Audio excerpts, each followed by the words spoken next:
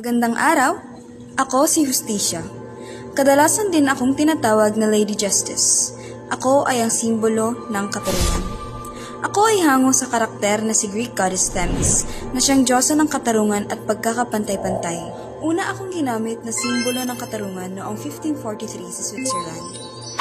Ako ay iginuhit ni V. L. Hesalva noong 1920s dito sa loob ng hukuman na ngayon ay ang Museo Sorsogon na. Ako ay may iba't ibang simbolismo na nagpapahayag ng pagpantay na paghatol. Una ay ang aking piring sa mata. Ito ay sumisimbolo sa walang kinikilingan at patas na pagtrato sa lahat. Wala akong pinapanigan. Malakas man o mahina, mayaman man o mahirap, hindi akong mahabol base sa aking nakikitang pisikal na katayuan ng isang tao. Ikalawa ay ang aking hawak na timbangan. Ito ay nagre-representa ng impartiality at obligasyon sa batas para timbangin ang mga ebidensyang nakalap at naipakita sa korte. Ikatlo ay ang espada. Ang aking espada ay parehong may talim sa parehong gilid.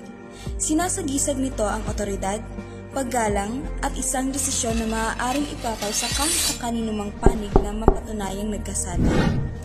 Ikaapat ay ang aking toga.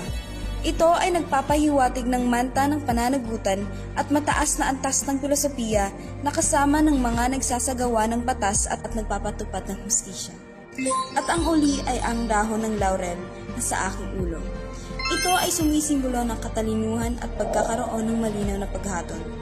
Ang Museo Sorsogon na ngayon ang aking tahanan kung saan ako inaalagaan upang mapanatili ang aking ganda.